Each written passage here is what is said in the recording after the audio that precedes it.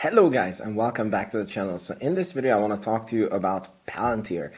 Palantir is a stock that feels like it's stuck in no man's land. It's not really moving.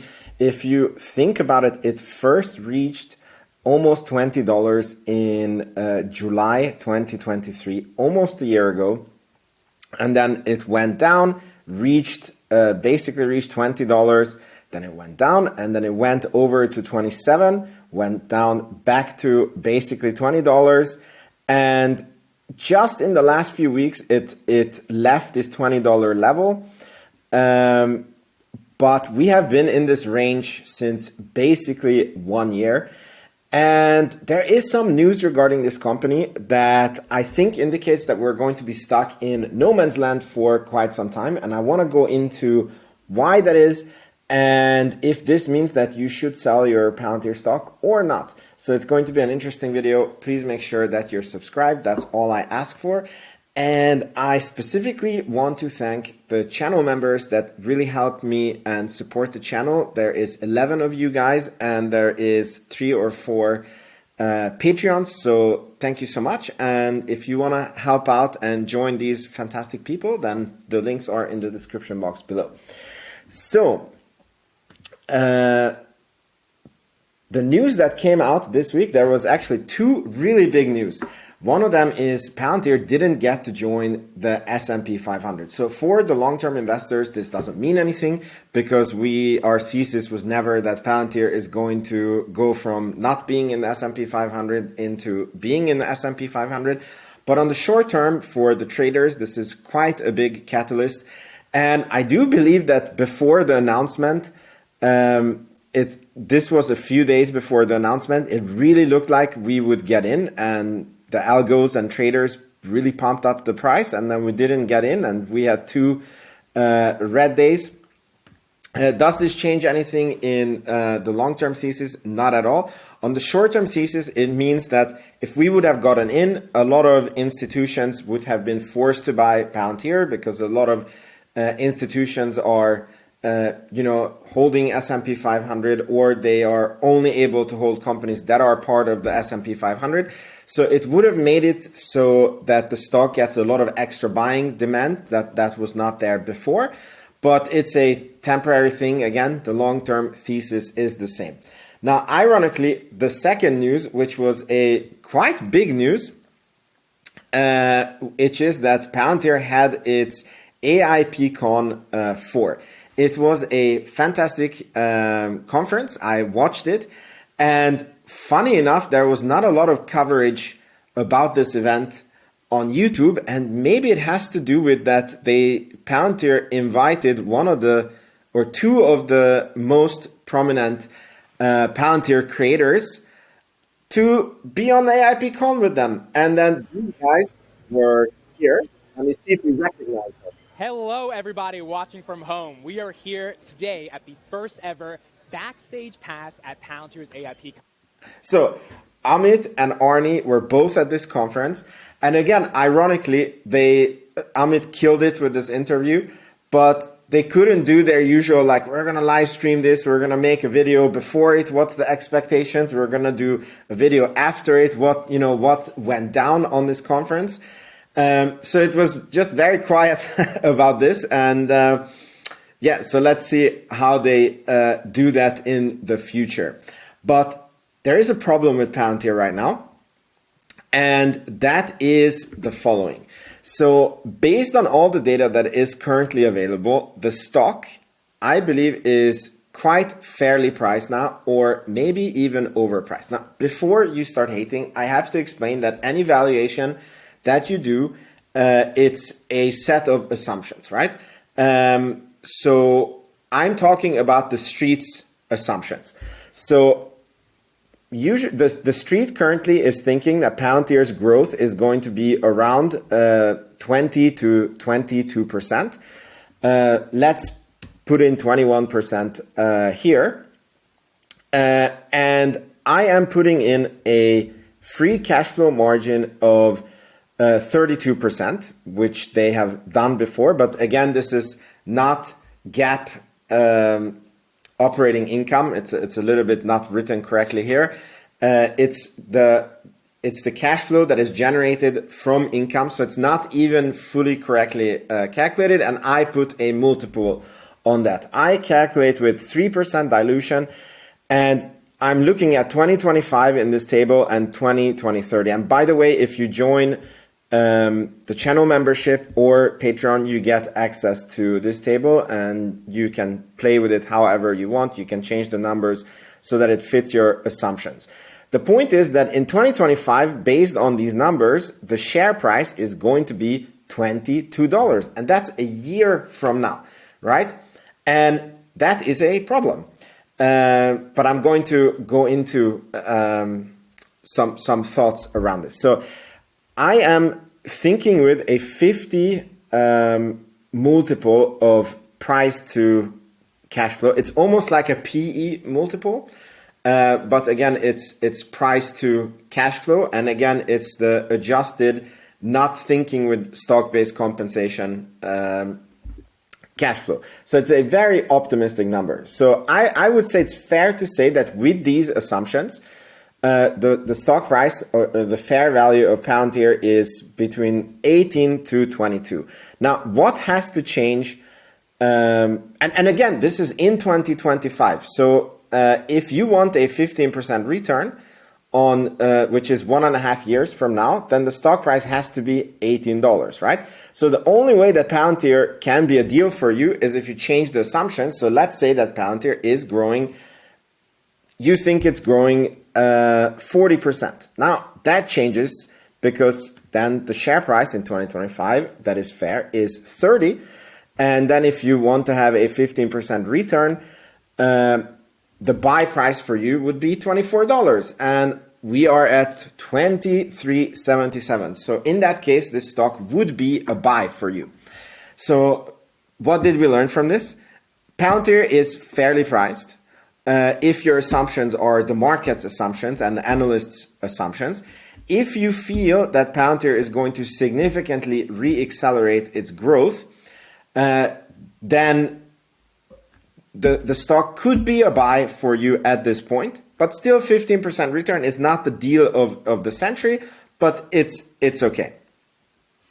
And to be honest, based on everything I see, everything that is happening in the background, I do believe that they're going to grow much faster than 20%. I don't know if they're going to reach 40%. You can see that the numbers change.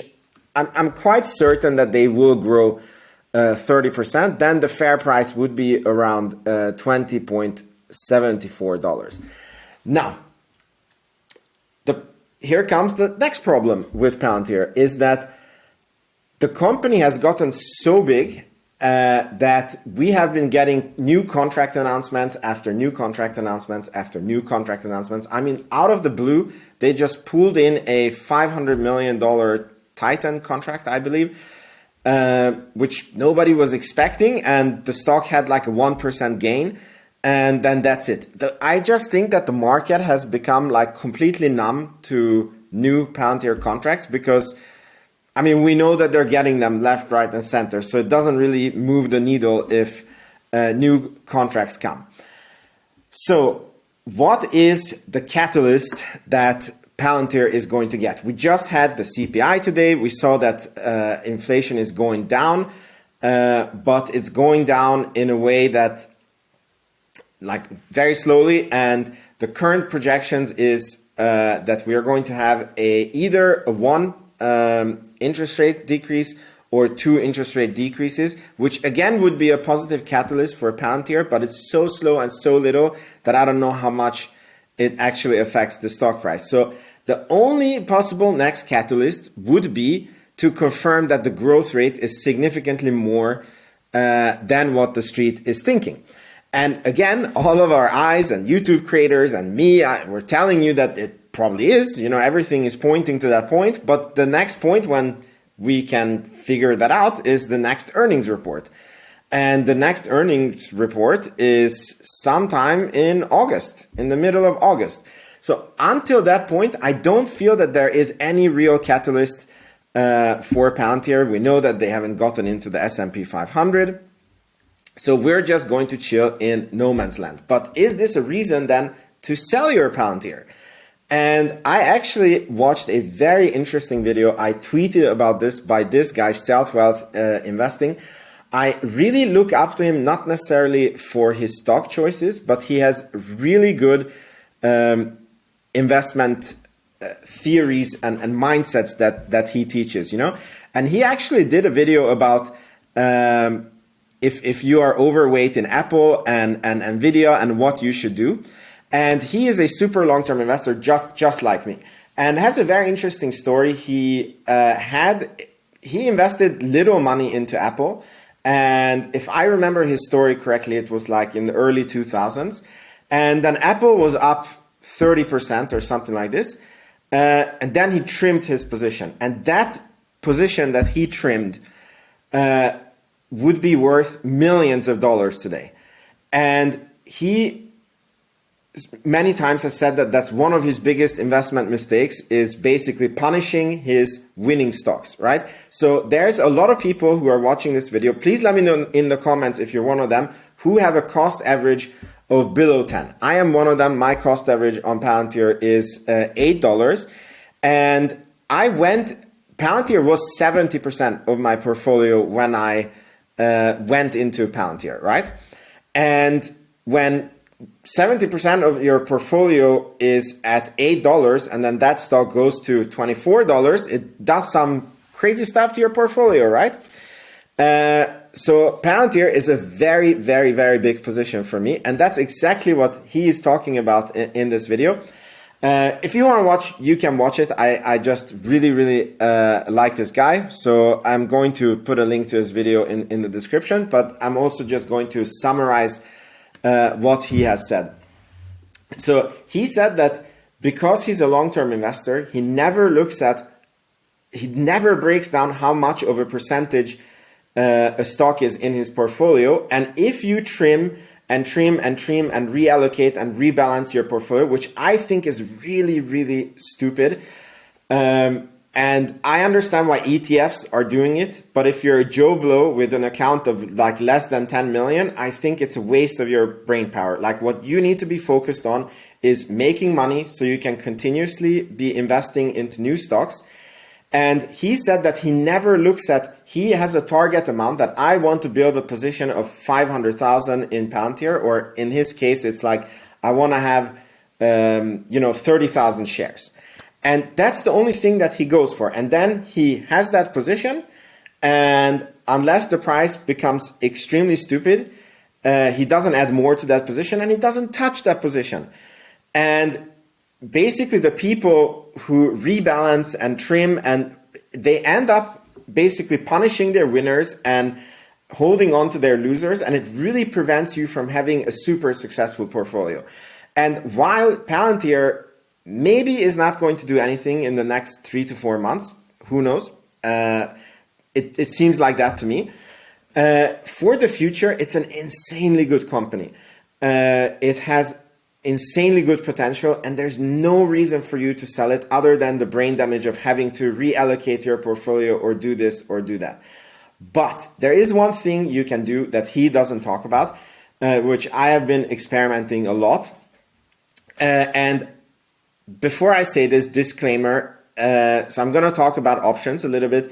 It's very risky if you don't know what you're doing. And the only reason why I'm saying this, I don't like talking about options, because I feel that some people go too far too quick, and they don't fully consider the risks. I am someone who hears about something, I watch tens and hundreds of hours, and then I experiment with it myself, and I think that that's the correct viewpoint. But if you want to have a little bit of income on your stock while you think that the stock is not going to go anywhere, you could write covered calls on your Palantir shares. That's like very similar to having your real estate and renting it out. So you rent out your shares. You can make a very good money on it, and it can help you get through this period of perceived quietness. Again, the risk here is that if Palantir blows up and you have a very significant covered call position, then your shares can get called away. Let's say Palantir could go to $40 and the strike price on your calls is $26, then you will miss the $14 of gain. But when you study options, there's ways how you can, roll your position and how you can defend against this. But the point of this video is that if you're a long-term holder of Palantir, there's nothing to worry. The thesis is intact. The company is doing amazing. I think they're growing much faster than it is advertised. But on the near future, I don't think that this company is going to do anything amazing. I'm happy if we don't fall. And I think it's good to know to prepare for this period. So let me know, guys, what you thought about this. If this video gave you value, thank you so much for watching. Please make sure you're subscribed. And again, thank you for all the channel members and Patreons. I really appreciate you guys. And I'll see you in the next video. Ciao, ciao.